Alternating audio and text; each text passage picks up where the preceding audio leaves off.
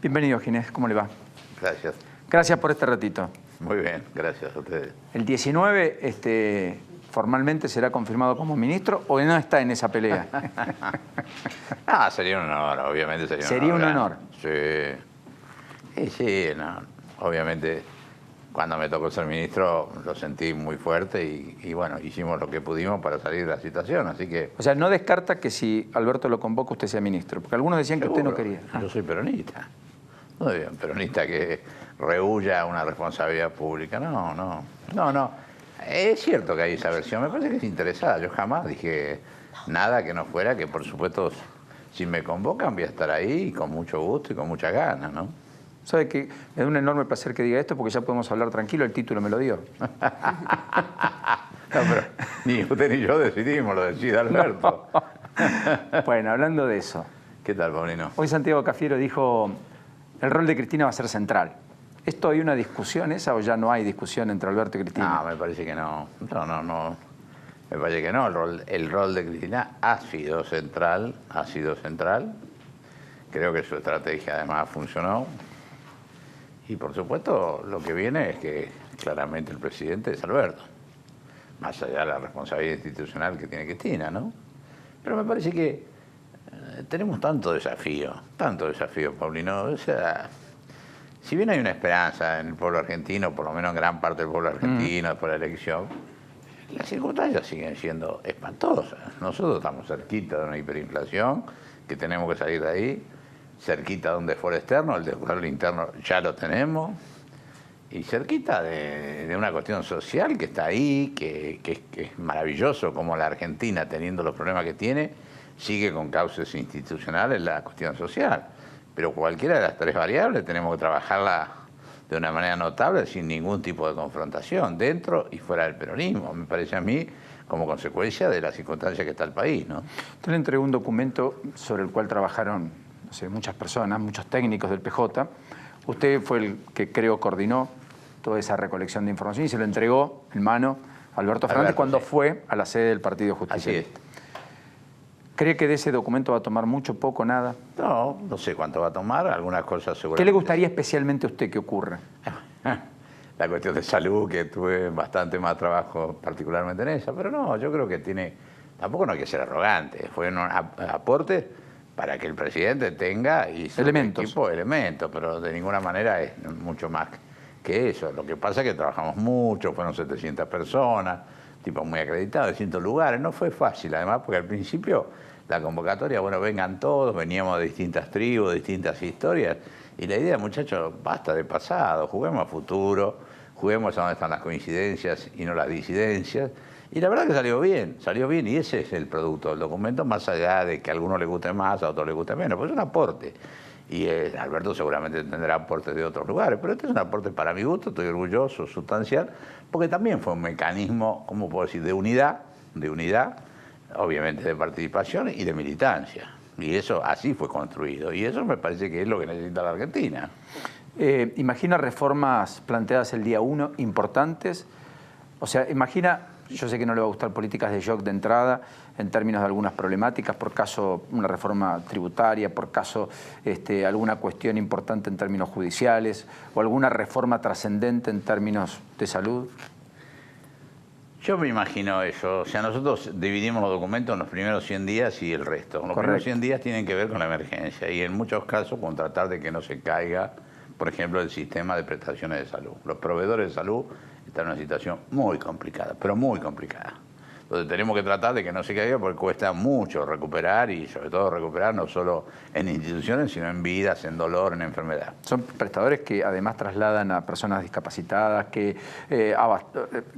además hacen que la gente pueda dializar en esos lugares teniendo una cobertura de lo público, etcétera, digamos. Sí, claro, acá el estado final es muy triste porque además, por ejemplo, el gobierno nacional ha dejado de comprar insumos críticos, vacunas, antirretrovirales, medicamentos para el cáncer. ¿Eso pasó? ¿El gobierno lo niega? ¿Usted dice que pasó? ¿Ocurre? No, está pasando. El gobierno no solo hace tiempo que no compra nada en Nación, y eso lo conozco muy bien, sino que ha dejado de pagar lo que compró. Entonces lo que uno se encuentra es que no hay insumo, pero además que hay una deuda espantosa. Este año prácticamente no pagó a los proveedores. Con lo cual, el déficit fiscal primario, que es una de las cosas que dicen que la han mejorado, son mentiras. Han endeudado mucho más. Y lo que pasa en salud pasa en cada sector. Usted dice que han barrido bajo la alfombra. Pero por supuesto. Y a mí me preocupa, Paulino, porque de todas las cosas que pasaron esta semana, pensando como pienso yo en futuro, en construcción, en unidad, no sabe que no soy. Lo que más me preocupó es el discurso del presidente Macri ante su audiencia en el CCK hace 2 días, 3 días, ¿no? El martes. Ninguna autocrítica. Lo único que dijo que la economía se había complicado como consecuencia de las elecciones del Paso. Es muy difícil, porque una cosa es macanear, como macaneó en las elecciones previamente, diciendo que iba a hacer un montón de cosas. Uno puede decir, bueno, fue una especulación electoral o, bueno, no lo pudo hacer, supongamos, y por eso no le salió. Pero otra cosa es macanear cuando se va. Cuando lo que está mirando es lo que hizo. Entonces, récord de inflación, récord de desempleo, récord de pobreza, récord de hambre, récord de deuda externa. Y nada de eso aceptó. Es difícil pensar cómo vamos a construir con gente que niega de esa manera la realidad. ¿Usted cree que es el peor presidente de la democracia, como dijo Santiago Cafiero? Ninguna duda. Es el peor gobierno de la democracia. No solo el peor presidente, es el peor gobierno. Y si no, miremos por área y podemos discutir área por área y podemos hablar. ¿No ven nada positivo? Me cuesta. Me cuesta, Paulino. Yo soy tipo positivo, porque estoy hablando de la Argentina, de un país, el mío, el suyo. No soy... Pero la verdad, me cuesta, no. Ojalá encontrar algo para decir que funcionó. Ojalá. No sería fiel a mí mismo si no le dijera, bueno, mire que Alberto Fernández en 2013 decía, o 2012, de la expresidenta que no encontraba nada positivo en su segundo mandato de gobierno. Sí, ¿no cree que se tenga que arrepentir de acá 4 años, 5 de lo que está diciendo usted? No, bueno, a ver, yo integré, estaba embajador en ese periodo, no estaba en la Argentina, pero integré. Yo obviamente respeto todas las opiniones. La mía es esa.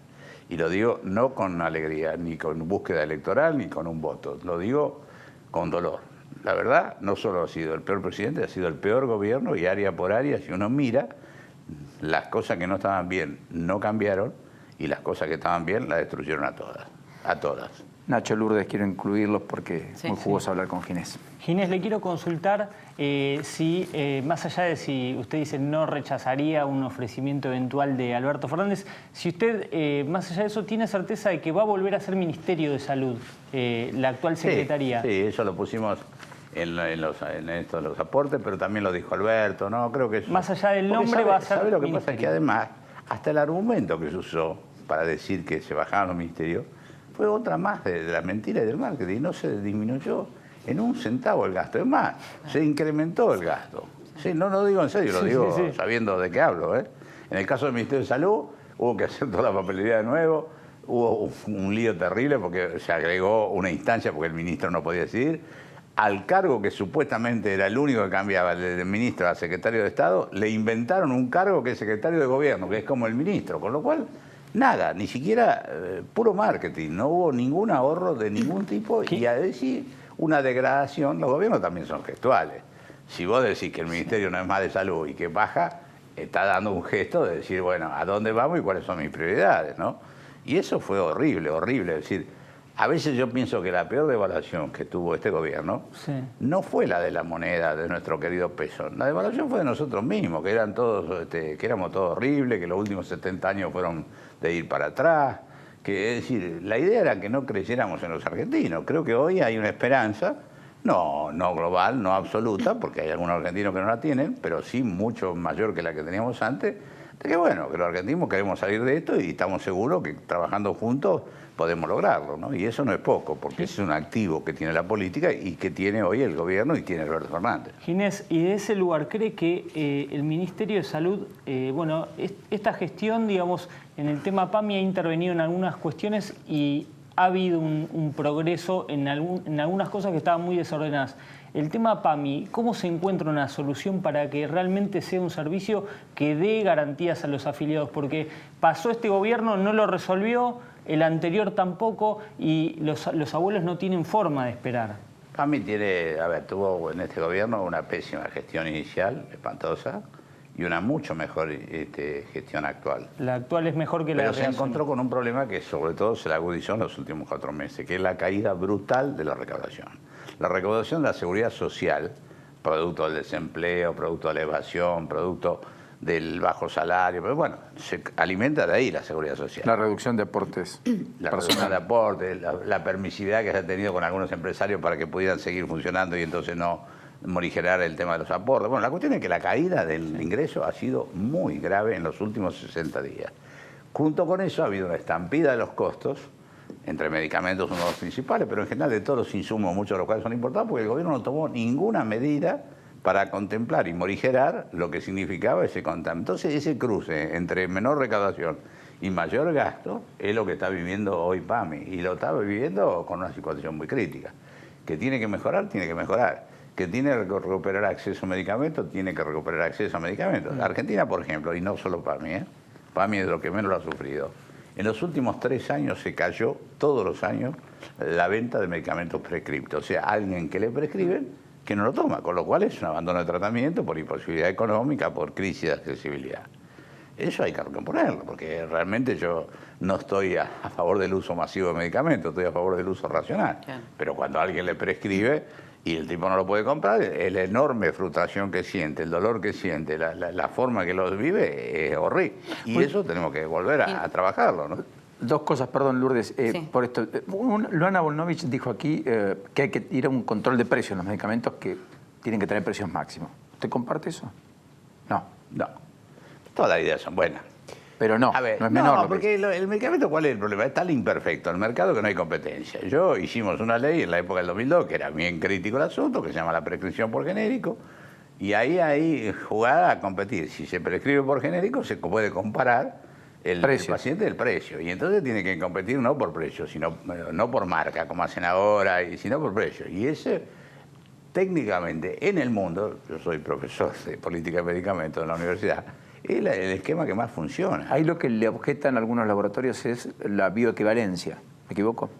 Sí, que dicen que acá no se hace, en otros países sí, y que eso no da seguridad o certeza plena respecto a que tal medicamento con distinta marca tenga precios muy dispersos, entre otras cuestiones porque no produce los mismos efectos en los pacientes, digamos.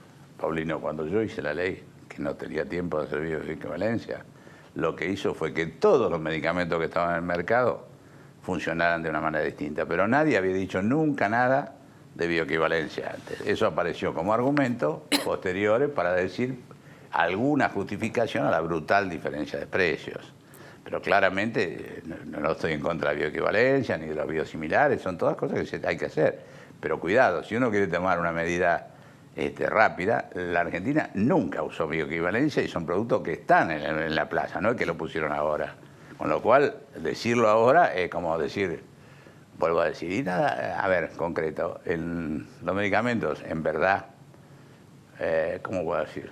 Lo que menos vale es lo que está dentro del frasco.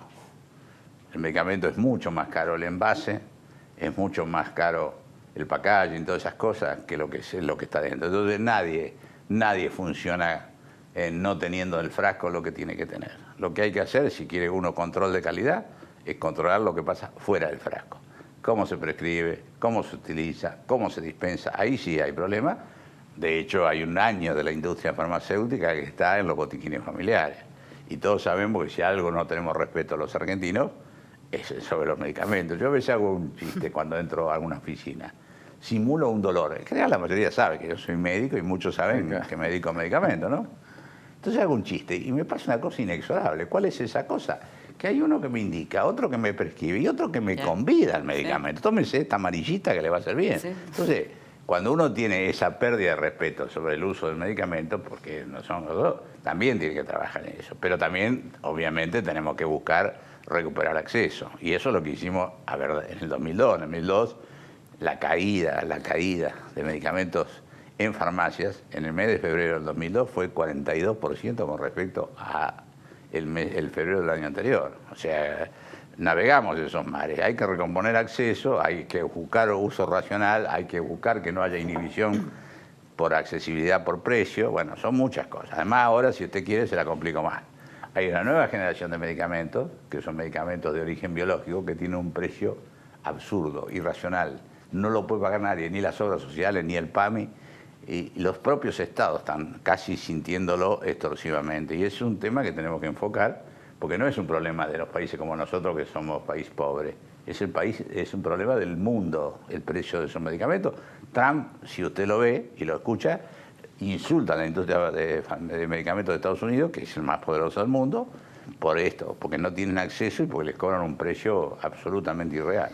Ginés, le consulto, usted ya ha fijado postura respecto al tema del aborto. ¿Cree que durante el gobierno de Alberto se va a volver a debatir en el Congreso?